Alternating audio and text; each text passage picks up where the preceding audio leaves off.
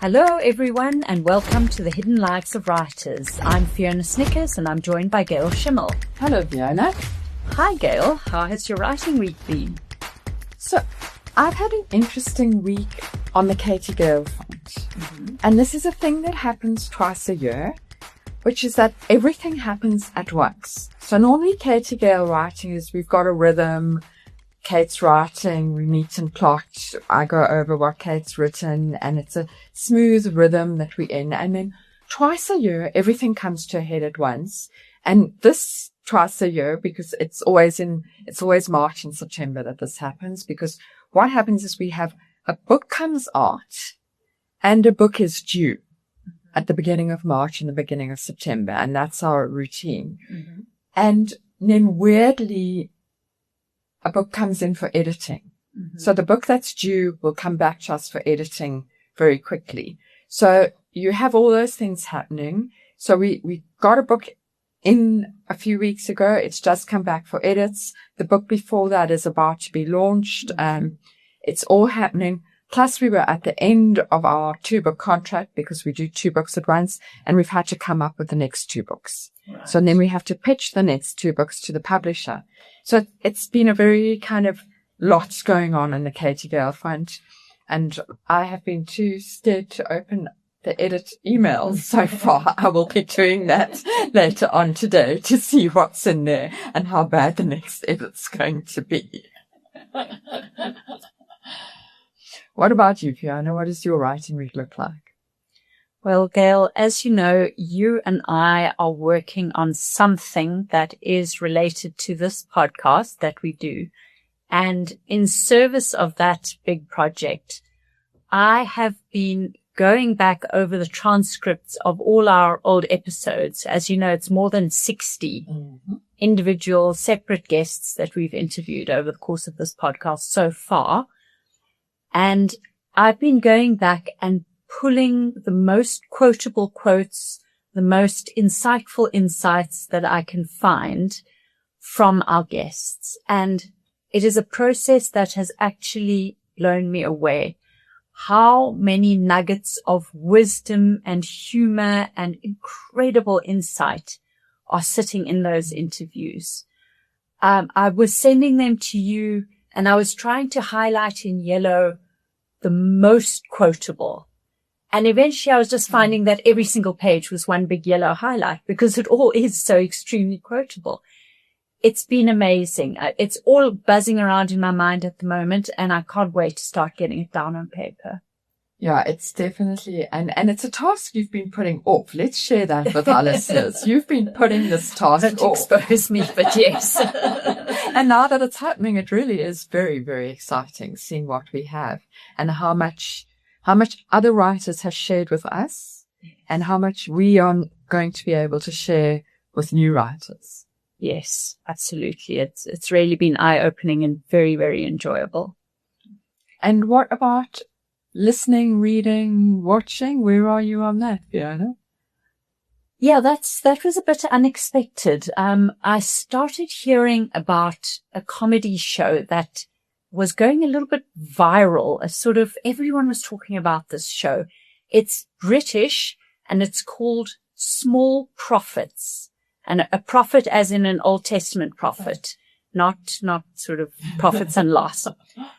And people were saying this is really wonderful and that you have to read it.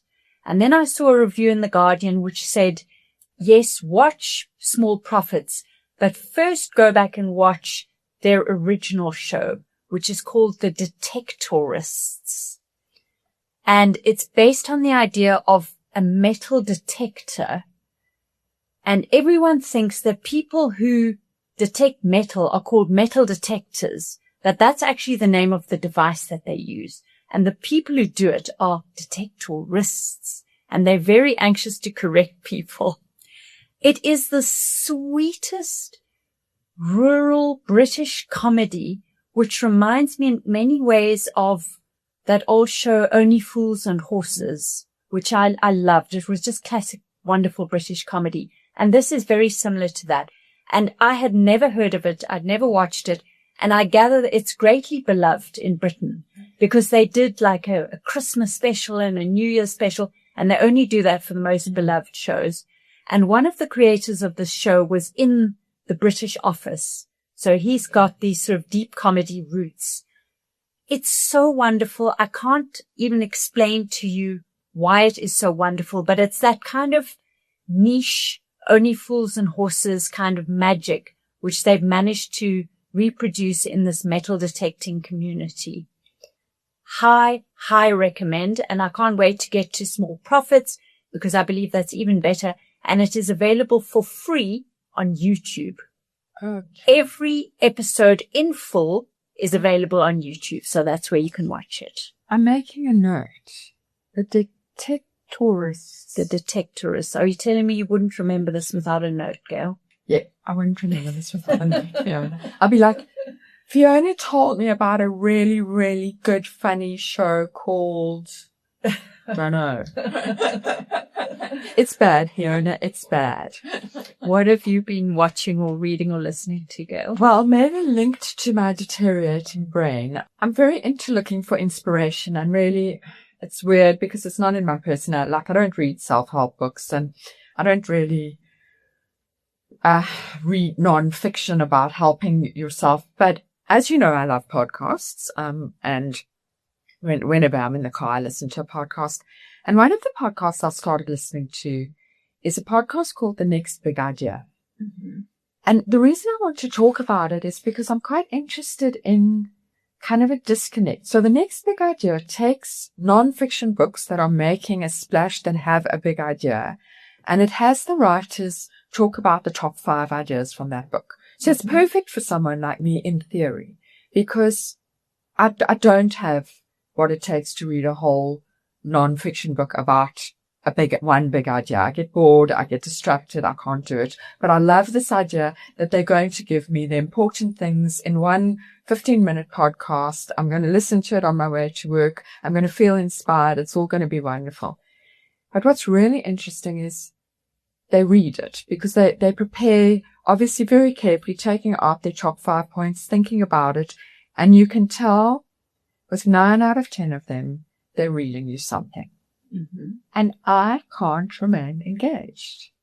Whereas if someone tells me, yes, like if I was listening to me now, other than hating my voice, I think I'd be able to listen to me because my thoughts are darting around a bit, and I stay engaged in that kind of talk.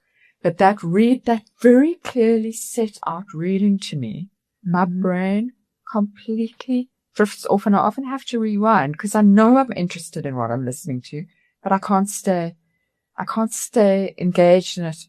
And I don't know if it's a lesson in podcasting or if it's a sign that I need ADHD medication. It's one of those two things.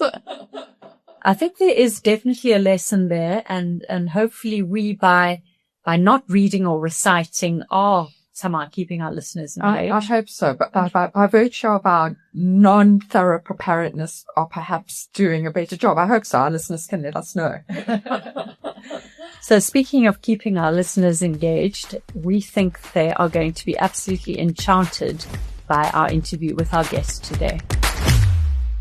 Our guest today is Marguerite Poland. Marguerite is the author of 11 children's books, one of which won the first ever Percy Fitzpatrick Award for children's literature, and then her second children's novel won it again. Marguerite has also written multiple works of non-fiction and fiction for adults, including Recessional for Grace in 2012, The Keeper in 2014, and A Sin of Omission in 2019. Marguerite has multiple higher degrees in social anthropology and African languages and literature.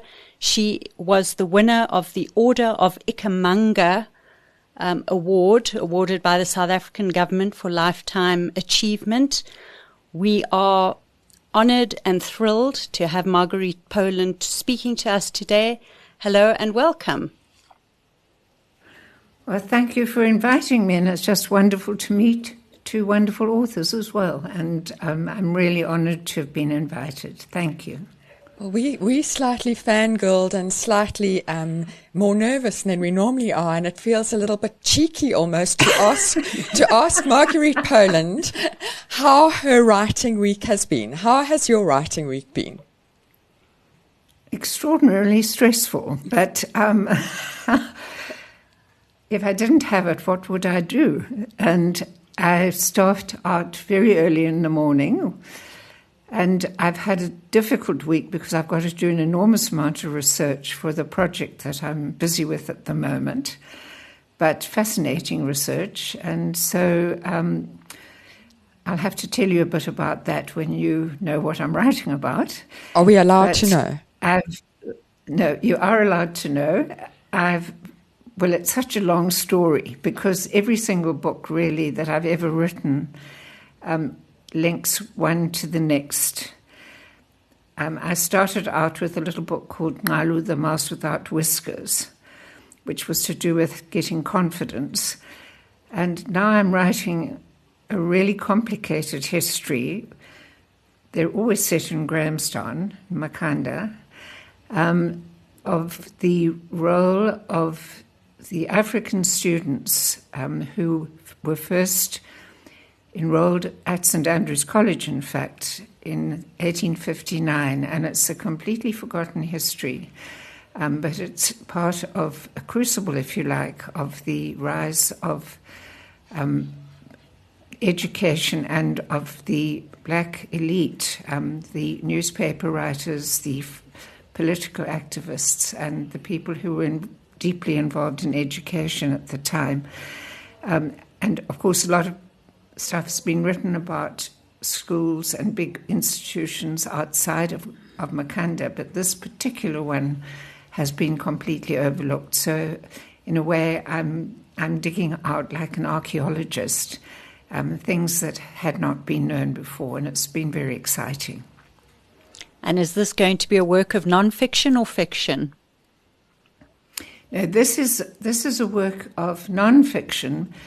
But of course, it's very difficult for me because I'm really a novelist, although so many of my books have been very closely connected with, really big research, if you like, on particular subjects. So I have to be as accurate as I can. But this time, the writer is always wanting to throw in a story, which I can't put a footnote to because it's something just I remember, like the name of the old missionary's horse, which was no good. And that sort of small novelistic detail that I can't resist, which, of course, academics will have a good sniff at. But that's okay. I want to tell a story. We are a little bit obsessed with process. So can you said, I think you started out saying you start early in the morning. And can you give us an idea of what your writing day looks like, whether it's the research or the actual writing?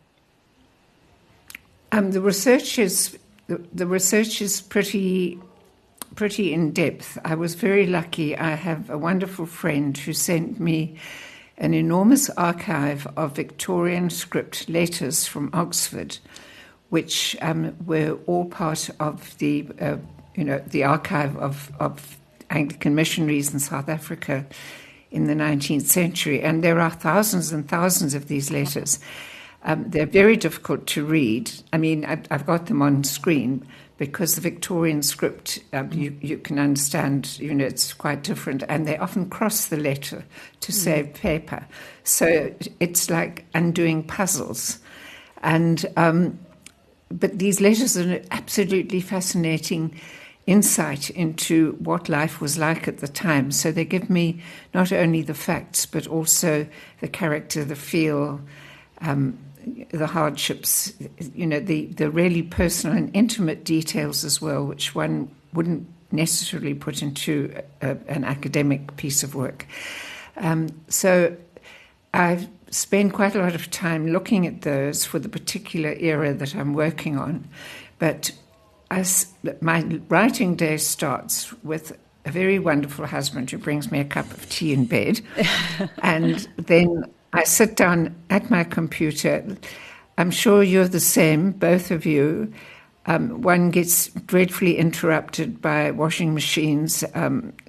You have to turn your phone off, knocks at the door, cats that need rescuing out of trees, that sort of thing happens because one is not sitting in an office. I just know so many men writers who go off to the office and somebody else does everything else, but it's not like that in my house. So I work more or less from 8 in the morning until 12:30, and then I start again in the afternoon, but I get incredibly tired and I'm not able to write it down now. I used to be able to, but I can't. I just don't have that sort of energy. But I try to make it Monday to Friday, and then I'm very lucky because I live right next door to where my granddaughter is at school, so I have interesting and delightful interruptions every now and again from small groups of girls who want something to eat or just want to not be at school. So that's sort of more or less what my writing day is like. That's lovely. Can we go all the way back to Marguerite Poland as a little girl, growing up in, I think, Grahamstown, Makanda? Was writing something you always did and wanted to do? Can you tell us your origin story as a writer and how you first got into it then as a published writer? Well, my very first story as a writer, I was 9 years old and I decided I was going to write a book. We were actually living in what's now Harare in Zimbabwe. And we were doing history at school, and I was rather intrigued by a certain part of the history that we were being taught, which was about the pioneer column. And every day when I went to school, I would walk past a house where a very old lady was sitting on the veranda, and she had a very intriguing face. So I decided that I would write a story about her. And because what we'd been learning had been about the 1890s, I set my story then, and she was in the wagon coming up and all the things that happened. And then, of course, she met a tall, dark, handsome man, and they got married, and they went away on honeymoon, and she came back later with 4 strapping sons. I hadn't been told that. I hadn't been told the facts of life at that point. But I didn't know what to do with them. So I sent them all off to the First World War and had them all done in, which was terribly dramatic and desperately sad. But the peculiar thing is that many, many, many, many years later, I wrote a book called Iron Love.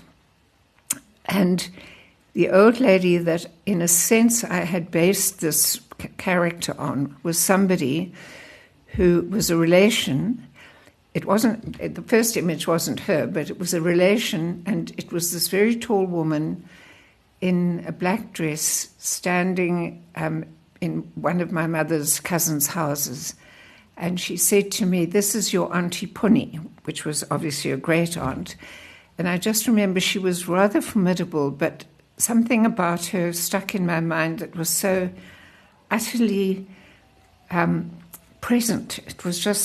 It was quite an extraordinary memory for a little girl of 9, because she didn't talk to me or anything. We just said hello.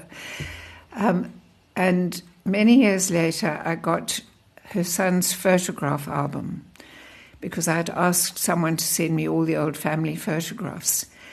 And in this photograph album was the name of her son and the date, which was 1913, and underneath it was written St. Andrew's College, Grahamstown.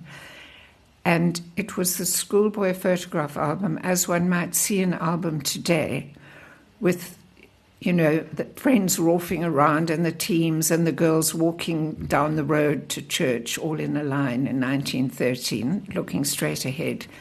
Obviously, boys falling out of the windows, watching them with their Kodak cameras and taking pictures, which is obviously what my character did. And his face was so entirely arresting. And why was it I remembered this woman, and this was her son, who I had now found so many years later. And so I was so intrigued by these photos and this character. And I had already written a book called Shades about the place where he actually lived, because he was a missionary's grandson.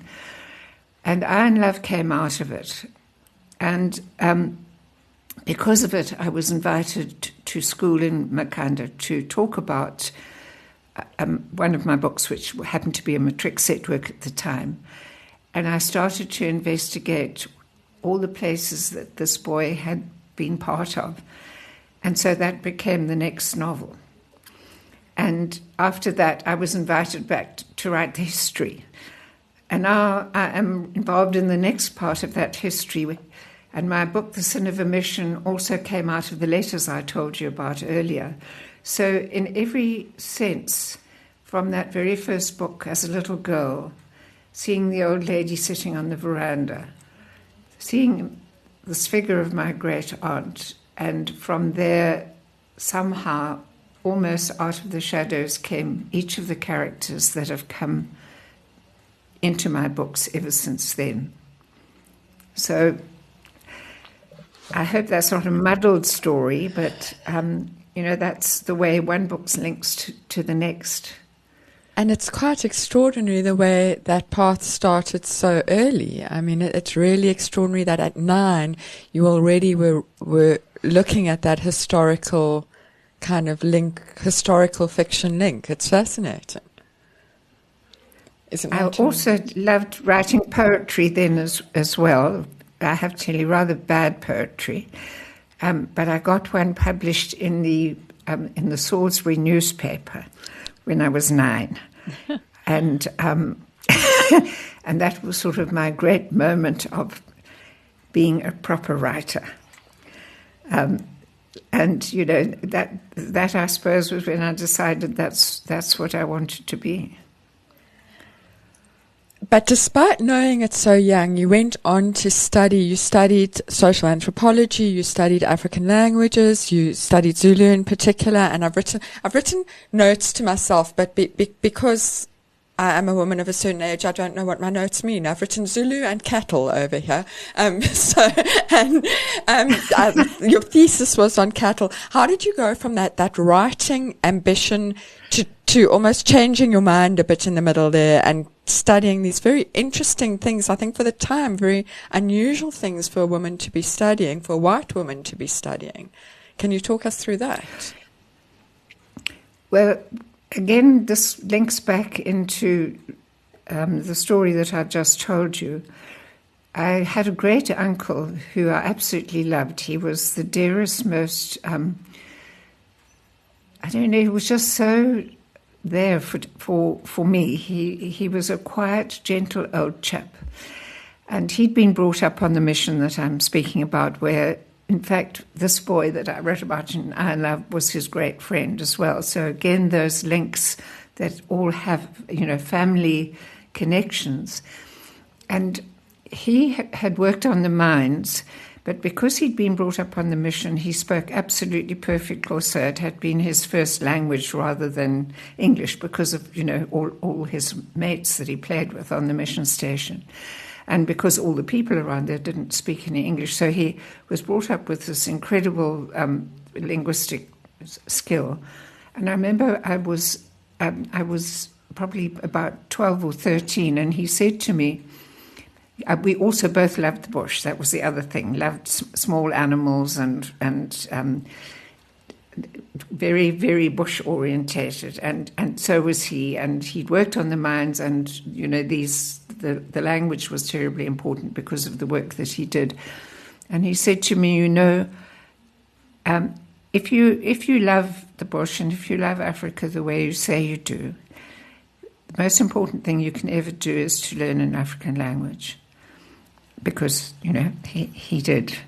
And I had such great respect for him, and I loved him so dearly that when I went to Rhodes, I decided I should have done English and history because those were the subjects that I had done best at school.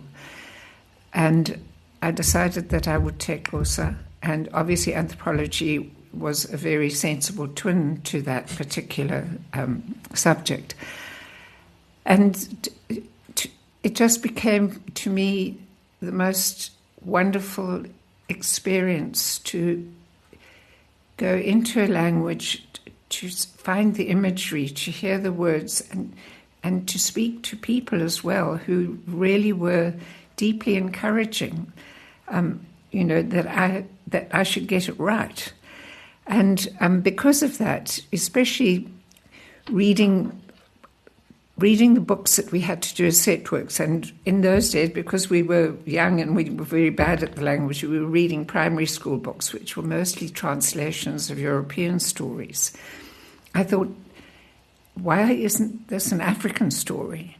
And so I decided to write this book that I'd mentioned called Ngalu, the Mouse Without Whiskers, and it started as an essay from my tutor.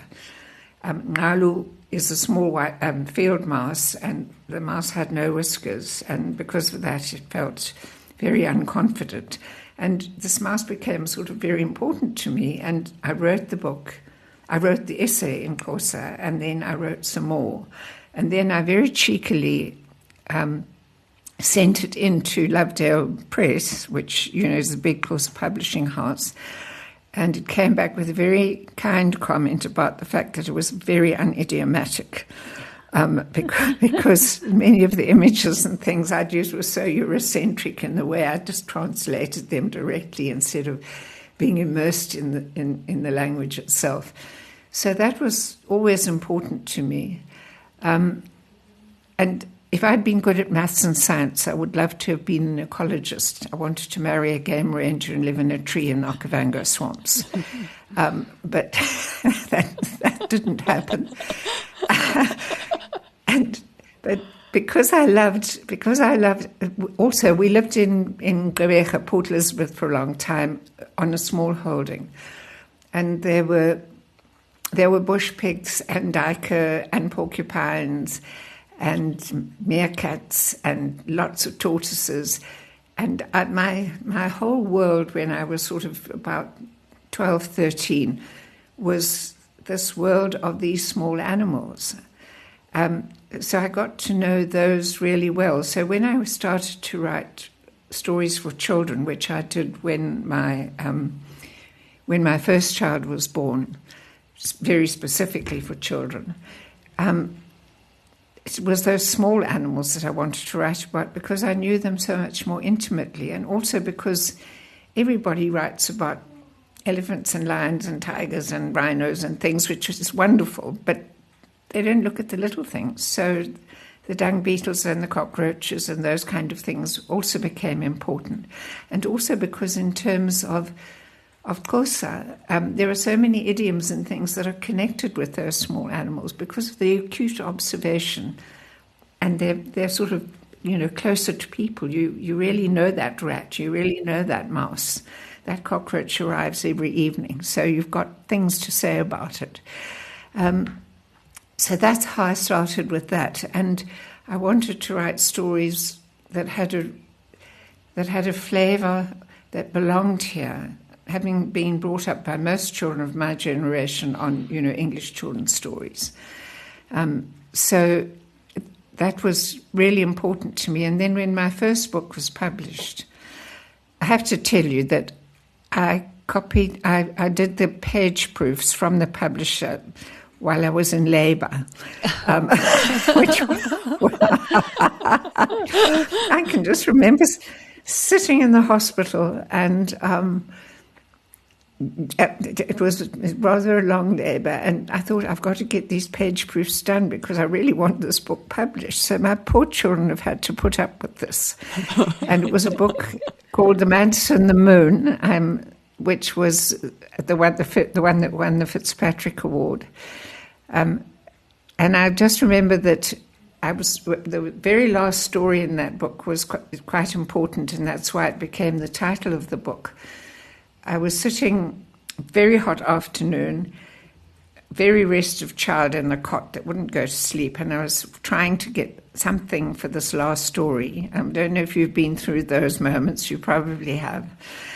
And I thought, I've got to have one more story. And while I was sitting there, this enormous fat mantis just went plop onto the page. And so I said, shh, and I wrote, there was once a mantis who tried to catch the moon. And that's how that story happened. So if that's any encouragement to young women who want to be writers and find that they're too overburdened with domestic details, you can do it. Oh, I love that. I love it. I've got a little shiver. I was just going to say I forgot to talk about the cattle. Yes, please tell us about the cattle. Well, my children were sort of in high school, and I had written a big novel called Shades, which really took a long time, and it was then a matric set work, so I'd done a lot of seminars and, talks and things like that at schools. And I just wanted to go back into doing something where I could be really involved by myself, not going out. And I decided that I wanted to do my PhD, and because of the love of the small animals and birds and things, I was going to do it on Zulu bird calls and all sorts of different things to do with bird law, because I'm particularly interested in birds. Anyway, I had a dear friend who said his father really wanted to talk to me. So I thought, okay, what does he want to talk to me about? He said, he's got an interesting story. And this wonderful man arrived. He was in his 80s with this enormous file. And he had been a school inspector and headmaster, so he was fairly bossy. And he said to me, now, my girlie, I know you're doing birds, but I want to tell you something. And he opened this box and he laid out on my dining room table these pictures, photographs of these extraordinary cattle with all these different color patterns on them. And he said for many years he had been trying to encourage and study Nguni cattle, which had been more or less banned in the 1930s because they were not big, fat beef cattle. But of course, in terms of Zulu culture and all African cultures that are pastoralists, the cattle are life, the cattle are wealth, the cattle are religiously so important. They impact on every single aspect of traditional life. And I'd always loved cattle as well, but I was absolutely astounded by these animals, because most cattle in my life were dairy cows. They were Jerseys or they were Frieslands. But these were the one that touched the mushroom, the one that is the fish eagle, the one that has gone all through the herd, the one that's the sand of the sea, the one that is the sugar bean, the one who has dipped his nose in the beer. And the horns are, the women say, we have had quite enough, or we are the masked bird's wings, or we are an open basket. And because of being a writer and because of imagery being very much part of the way I see the world, images, and I see it sort of in colour and in image, to me the connection between an animal and a bird or a landscape or an object which identified it completely was just such a miraculous way of seeing something and perceiving something in nature. And he said, well, whatever you're doing, my girlie, you stop it, because you're now going to study these cattle. And he said, because I am not young and I can't do it, and it's very important. And he was so completely convincing. And so dear old Bert Schroeder and I used to go on field trips to these cattle buyers in the middle of nowhere. And there would be, for example, two herdsmen there who know their cattle so intimately, and they'd have an argument about what a particular cow's pattern really was, because its face looked like a white helmet shrike, but its bum looked like the fact that it was sugar beans all over it. So which was the dominant pattern. And so you could describe a cow in all these wonderful different images. And what was so intriguing to me was, so often if there was a court case about stolen cattle, a herdsman would say, my cow is the sugar bean with a face like the helmet shrike and the horns that are abafazi bapikikala, which was like a thumbprint, so completely identifiable. And the magistrate, not being in the least bit au fait with cattle naming, would say, well, was it a white beast or a black beast or a red beast? And, you know, and so the whole of justice went out of the window because this identified cow, which had been stolen and could therefore be recovered, could not be technically, officially identified, because how can you have a rump that's like sugar beans in a law record? I mean, it doesn't make sense. So that was the most wonderful experience, but of course, most importantly about that book is that it was so brilliantly illustrated by Lee Voigt, who has done so many illustrations for my books. And besides the fact that she is one of South Africa's greatest artists, she also happens to be my first cousin. Our mums are sisters. So working with her, first of all, to dare to ask her to illustrate a book was very, very cheeky, but I mean, I've known her all my life, and so she was going to do it. So we just had this wonderful experience of doing the cattle book together, and it ended up with this magnificent exhibition, because the whole collection was bought as one, because the buyer who said you cannot separate the herd, the cattle must always be together. And so, you know, also the fact of the cattle naming, going on those field trips was, again, being immersed in the wonderful language, wonderful imagery, the wonderful people who were cattlemen. And, you know, that has obviously hugely influenced the kind of books I've chosen to write as well. That's what I wanted to ask about. To what extent does multilingualism give you access to a different way of thinking? Because you touched on it earlier with your mouse book, which was initially perceived as not being idiomatic. You'd sort of applied a Eurocentric way of thinking and just translated it into isiXhosa. To what extent does understanding another language lead to understanding the culture and lead to a complete different way of thinking? It does lead to a different way of thinking, and I can't claim to be fluent in any way. The more I learnt, the less fluent I realized I was, because really deep Xhosa, deep Zulu has its own power, its own current, if you like. I wish that I could have had the opportunity to completely immerse myself, as my great uncle had been, in the fact that it was, in a way, a primary language where the paths of how you think are established.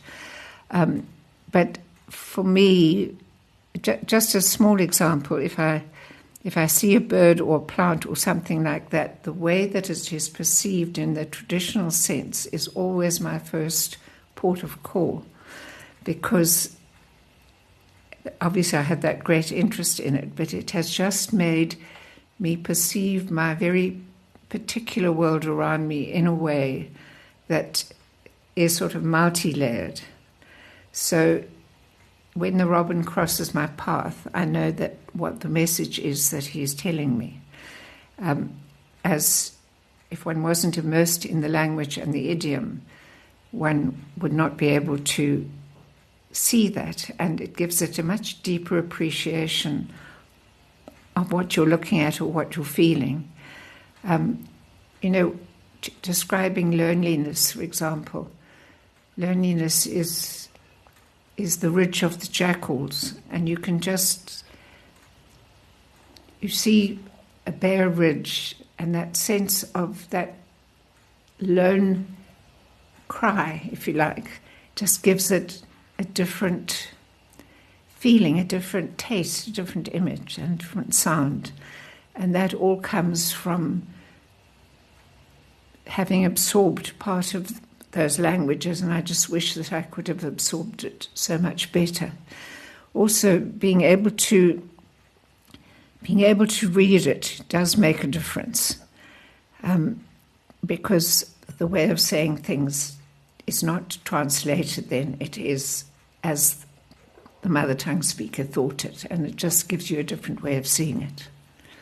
When one reads your list of publications, it feels almost like you cannot write a book that does not win an award. And I'm interested in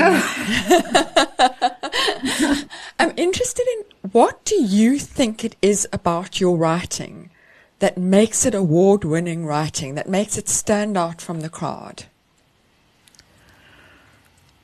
I honestly don't know, and I can tell you one thing, I'm not a bestseller. So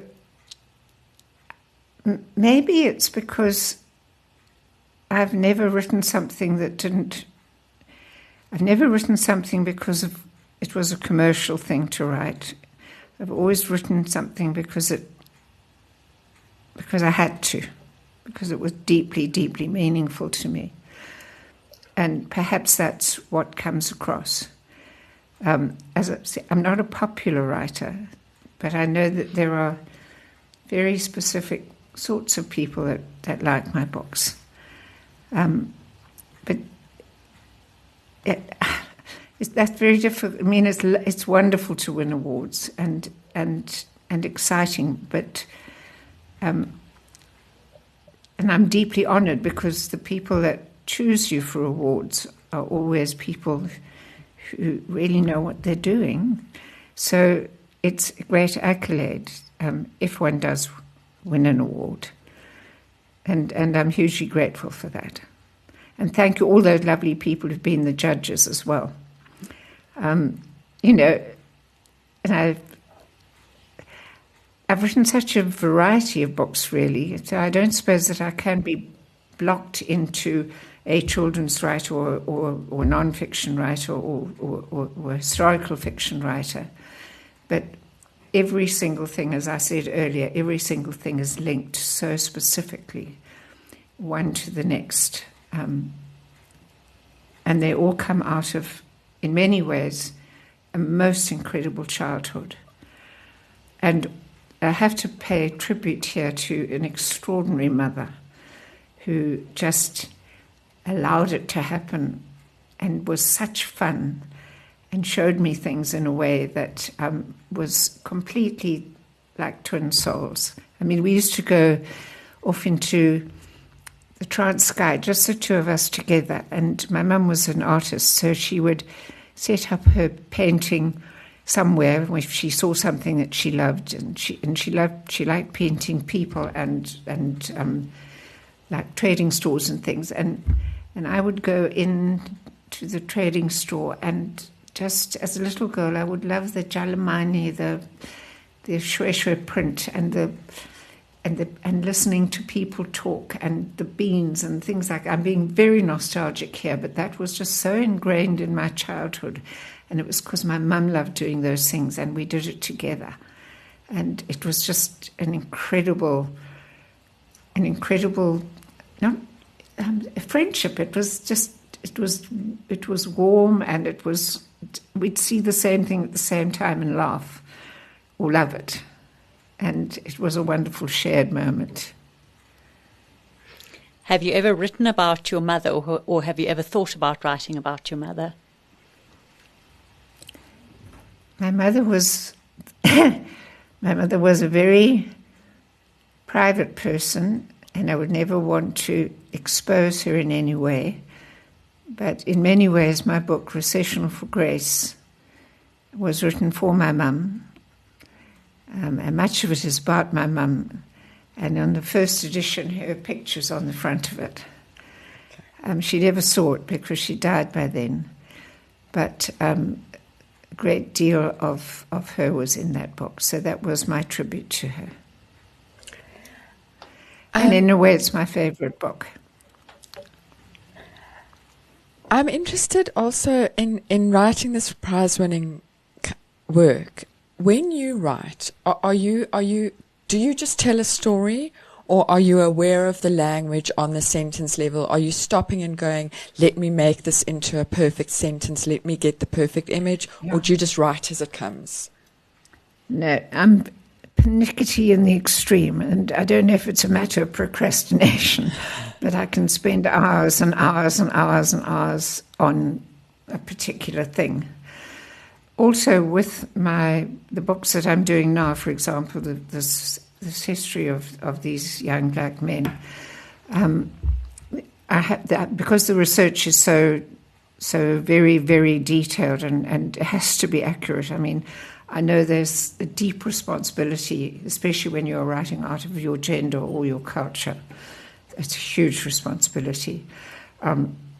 I map my sentences very carefully, looking at every bit of information that I've got and absorb that as much as I can, and in sort of sections build the story, making sure that everything is there. When it's a novel, I'm much more free in writing it.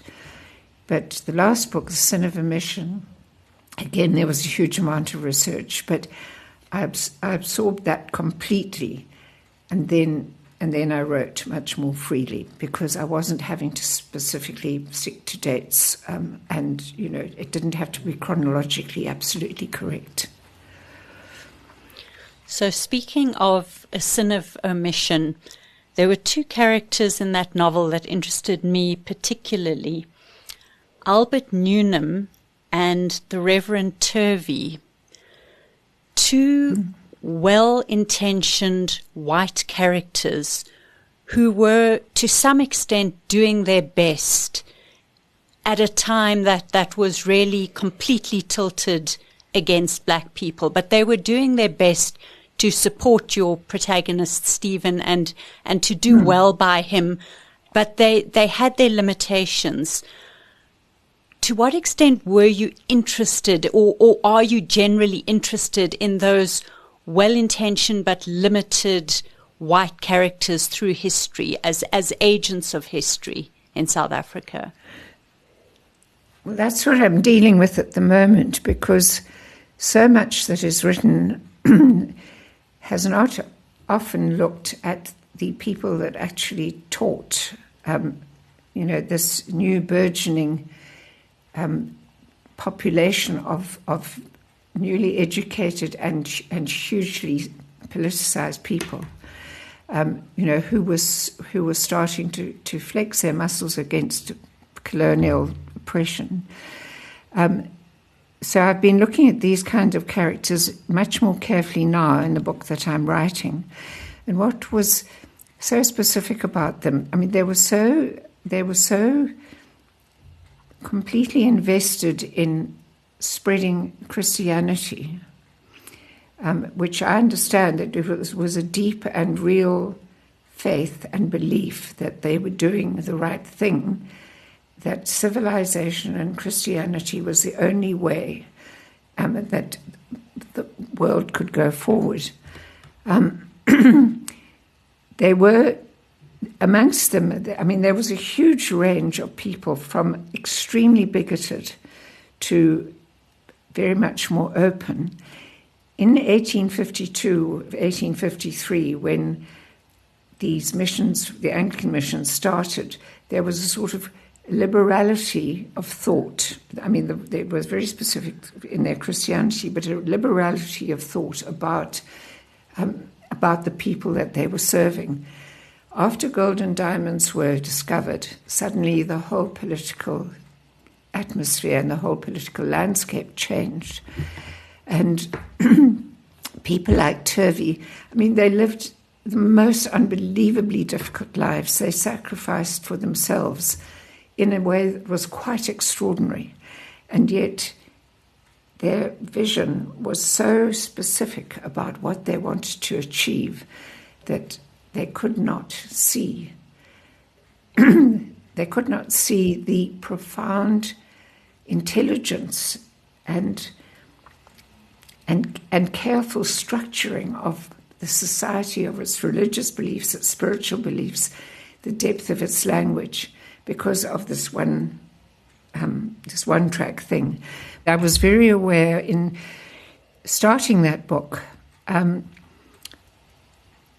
what right do I have to write this story? I haven't experienced any of this. And it's very important to me to be authentic as well. But again, coming back to my old great-uncle, when I was 14, he told me a story about a boy that had been sent from his grandfather's mission to the big college in Cape Town, which was for the sons of the elite. After the great cattle killing, Sir George Grey sort of creamed off the sons of leaders to make them into black English gentlemen so that politically they would be compliant. I mean, it's a huge, it's a very complex thing. The church did it for the reason that they wanted to Christianize and educate, but they were used as political chess pieces without any doubt at all. Anyway, many of the children that went to that school came from the mission stations in Eastern Cape. And my great-grandfather had sent one of his very able young men there. And he hadn't done so well. On the way back, he actually committed suicide because he just felt that he couldn't fit into both worlds. And my great-uncle told me the story with incredible, not nostalgia, just with incredible feeling, because he had obviously known that young man. And that story just hung there. I didn't think about it again. But many, many years later, after I had written the history of St. Andrews, I was looking at some documents from that time when I was doing the research. And I came across this name, and there was a line through it, and it said, took his own life. And I suddenly thought, that's him. And it led me on this extraordinary journey to find Stephen Mnyakama, that was his real name, who had been sent to England to St. Augustine's Missionary College in the 1860s. Now you can imagine what the cultural shock must have been from a mission station in the really rural Eastern Cape and Cape Town, but then going to St. Augustine's in Canterbury, to the cathedral in Canterbury, to being part of that whole ancient and highly civilized milieu. And I started to look for his letters. And this young man just emerged from these letters. The pain and the complete commitment to his religion, but the incredible pain of not being able to be, of course, a man because he couldn't be circumcised, which was one of the great barriers to Christianity being sort of established at the time. And I just lived with him for years and years. And I got very, very ill 10 years ago, and I couldn't really write. But he was kind of sitting there waiting for me. So I bloody well had to get better so that I could do his story. And I did. And I think that was one of the most important moments of my life, was the day that I wrote the last sentence for that story. And some years later, I went back to the little mission station where he had been a priest and where he had died. And something happened then that actually just encapsulated that last sentence that I'd already written. It's those coincidental things that you as writers know about when you're on the right path. And so for me, that was the biggest journey in a book that I've ever made. And what I'm doing now is in tribute to the young men that he was at school with, because they have been lost as he was lost, and actually need to be brought out, because in terms of what they did in their lives afterwards was so significant, but has never sort of been linked into where they were taught and who taught them, like the Turveys, like the Newtons, and the anomalies, the ambiguities in the relationship and what happened to them in their lives afterwards. Sure. I'm feeling quite moved. Okay. I'm very interested in what your response would be to the message that kind of comes at writers at the moment, that you shouldn't write other, that you shouldn't write somebody who is not your gender, not your race, not your whatever. And clearly that's something you don't buy into. But I'm interested, what is your response to that kind of almost instruction we're being given as writers? Well, if one had to follow that, I would have to write a book about a silly old woman who's losing her mind and only knows about very domestic matters. Do you know what I mean? It's just, it's completely constraining. And I understand it, because so often, especially in a country like ours, and especially reading the kind of colonial books that I have to read in order to get the background for the research that I'm doing, I mean, sometimes it is so outrageous. It's the way it's approached. It has to be done with huge respect, and it has to be done with huge humility, because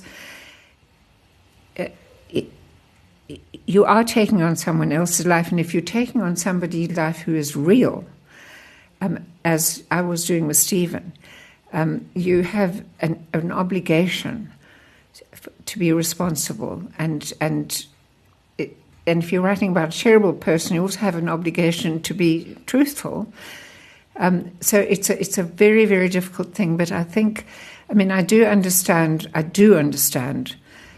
especially as so much was written in the past that was deeply patronizing, completely ill-informed, even with the best of intentions. But it would completely obstruct creativity. I don't know how you feel about it, and I'd be interested to know, because it is a responsibility, and it's a huge risk, and I know that I'm going to get blasted probably somewhere along the line. But I have been very grateful so far to have had kind audiences, let's put it that way. And I know, again, with the, when I did the cattle book, I was a conduit for people who were so much more, by millions of times, informed than I was. But the fact that I could write it down for them, with them, was important to me as well. I don't take the credit for that, actually, at all. I'm part of the credit, but so are the people who were the informant, who were part of that process. And with this book, again, I'm trying to find voices from the very distant past. If I don't do it, they won't be heard and they won't come to light, and that history won't be known. And actually, it is completely relevant today to people in this community. So I just forge ahead. Love that. You've spoken about the responsibility of writing characters who are actually based on people who existed in history. Stephen's brother in A Sin of Omission, is he based on what you know about a real character? And how interested are you in that figure of the black man who refused to cooperate with white people at all, who saw them clearly for what they were and refuse to collaborate or cooperate or to trust them in any way. And he's shown to be right. He's absolutely right. And Stephen is, in fact, wrong. And they both come to a not very great ending. It's such a sad book. I mean, that book really broke me. But does that figure in history interest you as well? Yes, interests me very, very much. And again, it's all so much linked to what I'm doing at the moment, because it was at that time in the 1880s that suddenly there was not a backlash, but people suddenly became very aware that what they were teaching was constraining them, but what they had been taught gave them power to express themselves within the arena of the people of white society as well. I mean, it was the rise of the newspapers. We've got the Xhosa language newspapers, which were they were mission supervised, but because they were in East Xhosa, they were very much freer. They weren't also read by colonial people. So suddenly these voices started to emerge, and there were a number of characters in the letters that I had that were fiercely independent and critical of the way they were being taught, not just of the religion itself, but more on the political thing and the constraints that they had, and the fact that they had been promised so much that they would be given a kind of equality, and that didn't happen. I mean, just as an example, and it's very much part of the book that I'm writing at the moment, there was an incident where it was Queen Victoria's Golden Jubilee, and people in Grahamstown were celebrating, and the Queen's speech was read by the mayor, in which it said, it didn't matter what your race, your colour, your creed, or your religion. If you were a citizen of England, which we were because we were a colony, you had equal rights.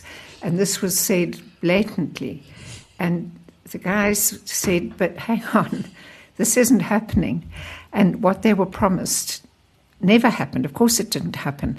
And because of that kind of rhetoric and those kind of promises and they became incredibly disillusioned, and this started to bubble up in things that were written in organizations that were founded, like Imbumba Yamanyama, which was the sinew of the nation, and the Native Educational Association, which was an association of young teachers who then started to really flex their muscles and have their ideas and be able to say it in their own press. And that was the very deep, deep, deep roots, long before 1912, of the groundswell of political activity and writing, wonderful, wonderful writing, for example, by a man called Jonas Nsiko, who in many ways what he said I gave to my character, Stephen's brother, in A Sin of Omission. Just, saying in East Xhosa, just stop, and saying it in a way which had an imagery that could be understood and could be absorbed by the readers, of those newspapers. I mean, it is that whole groundswell of that group of people from all those big mission stations, where they were wonderfully taught by many, many people. So it's that anomaly, that ambiguity, and people like Turvey, and who had every interest at heart, but could never get past the fact of, in religion, those were the ground rules. They couldn't absorb from the other side. Marguerite, we always like to ask our guests what they have been reading or listening to or watching lately that made an impression on them.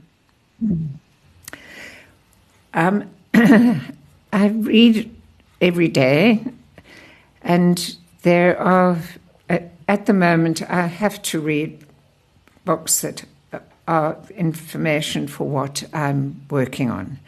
And I absolutely love it. I love South African history. I've just read a wonderful book by Professor Bongani Mulunga, which is about the role of smuts in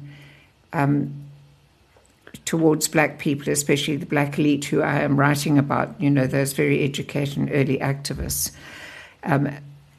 My great mentor is Professor Andre Odendahl, whose book, The Founders, it was the history of the ANC, had also given enormous insight, but that's all very important and very engaging work that I have been, important for my own work. But I read the most wonderful book the other day that I don't know if you know, by Anne Youngson. It was her first novel called Meet Me at the Museum.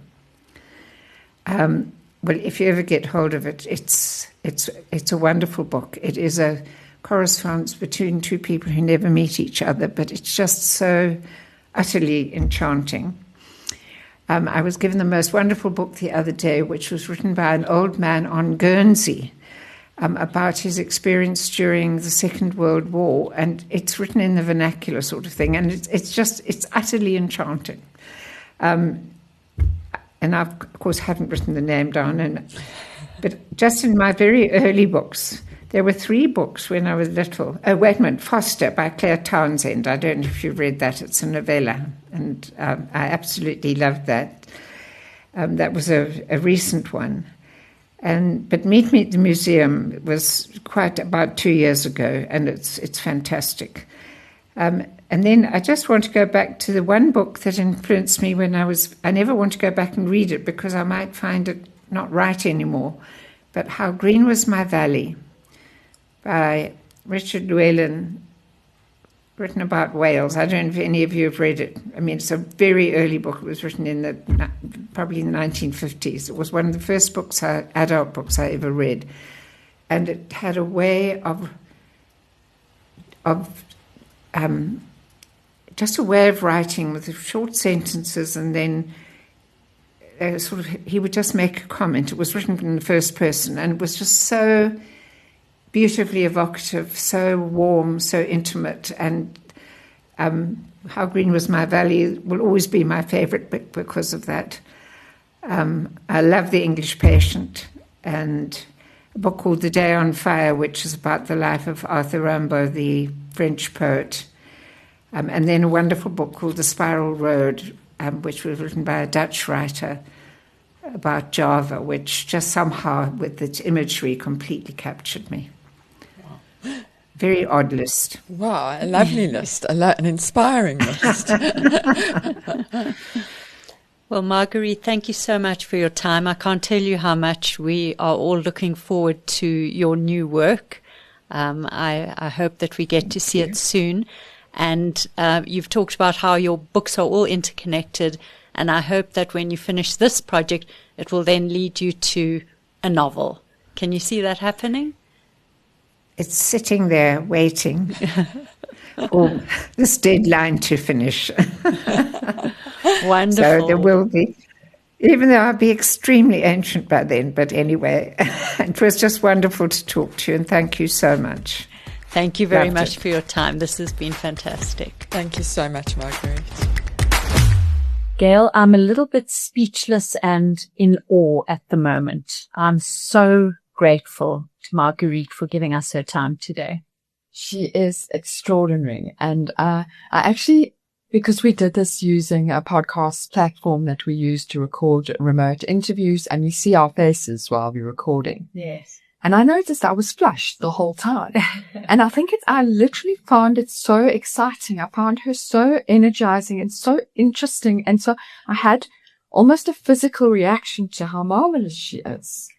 And she's beautiful, isn't she? She's so beautiful. She really is. Google her. Do yourselves a favor. So beautiful.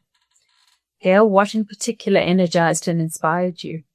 Well, we know I'm obsessed with aging and all those things. So for me, what she said about be curious, because in everything she said before that, her curiosity shone.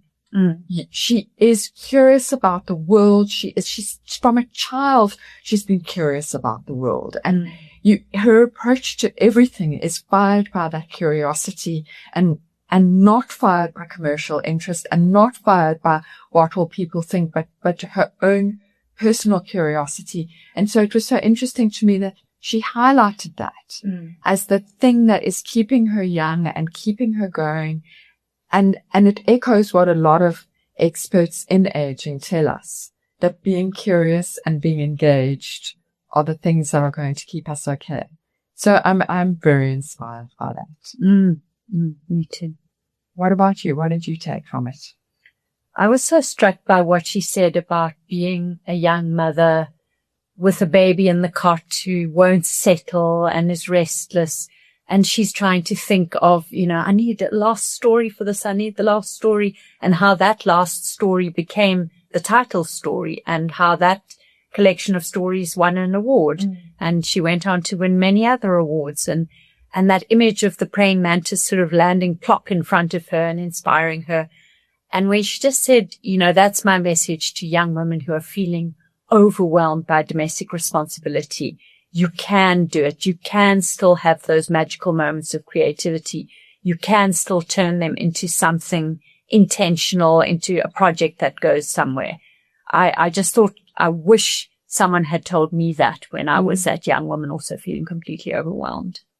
That also, I have to, it resonated with me, and a lot because I had the experience. My second book came to me while I was breastfeeding my daughter at 3 a.m, and my whole second book arrived in my head like an egg. Yeah. So that really resonated with me. And I think that maybe the comfort is that even in the overwhelm of life, your creative brain is still there. Yes. And still able. Yes. And don't give up on it. Yes. I love that. So if any of our listeners have read the books of Marguerite Poland, or perhaps read them to your children, or even read them as a child, because you read her as a child, didn't you? Yes, I have a very vivid memory of Wood Ash Stars coming out and my parents being excited about it, and I can picture the cover and see it on my childhood home bookshelf. Wonderful. So if you have thoughts about what Marguerite said or what we have talked about, please get in touch. We are on all social media across the board, and we'd love to hear from you. You've been listening to another production from Solid Gold Podcasts.